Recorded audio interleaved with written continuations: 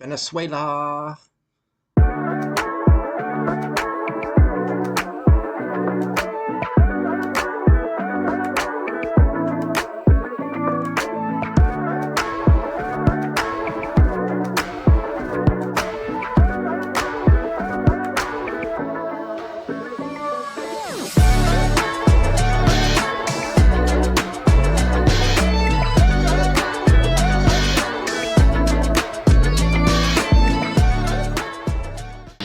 Hello and welcome to Faux News. I'm your host, Faux News. Are the U.S. Navy ships and military personnel off the coast of Venezuela about drugs and cartel operations?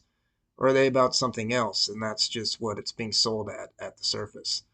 Today we take a look at Venezuela and the fact that they have the world's largest proven oil reserves.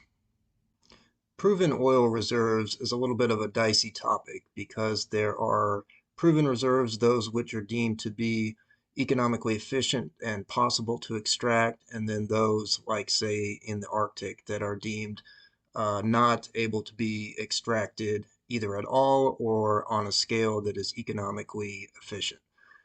That being said, Venezuela in the last 15 years has been touted as the world's largest source of proven oil reserves, slightly past that of Saudi Arabia. Estimates put them right around 300 billion barrels of proven reserves, with Saudi Arabia falling slightly behind in a range of 265 to 295 billion barrels of proven reserves.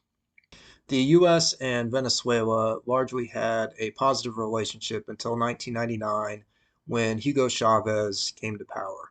He took the country in a socialist and authoritarian direction, at least perceived by the US and other Western powers, and the relationship between the two parties from that point forward deteriorated drastically. Chavez died in office in 2013, at which point his vice president, the current president, Nicolas Maduro, took over. He has since been re-elected two times to six-year terms in 2018 and 2024. However, the U.S. and other Western governments refute the results of these elections, saying that they were rigged and that actually Maduro's opponent was the one who won the elections.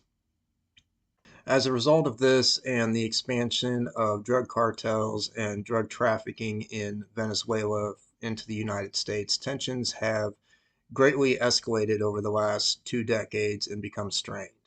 The present situation is a reflection of that. Shortly after taking office in February of this year, President Trump revoked a special permit that Chevron had that was allowing them to extract Venezuelan oil.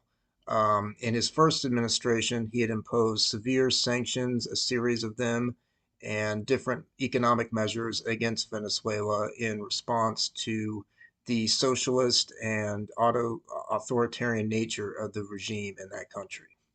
Due to the current nature of the Venezuelan regime, transparency in terms of financial and accounting records coming out of the country are hard to come by. One can only suspect that a large amount of Venezuelan oil is being sent to Russia to help fuel the war effort in Ukraine.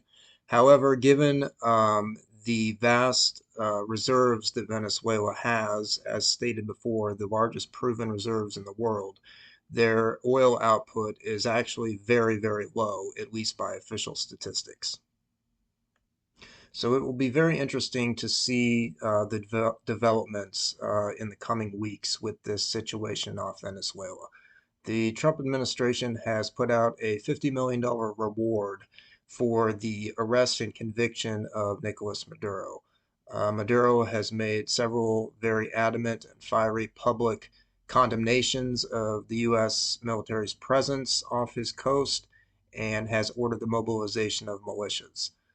Whether this is simply a show of force and intimidation by the Trump administration or will develop into something more large scale and involved, yet remains to be seen. However, it is very clear at this point that this has produced sort of an iceberg moment in the relationship between the U.S. and Venezuela, with much of the rest of the world, including Russia and China, decrying the Trump administration's actions.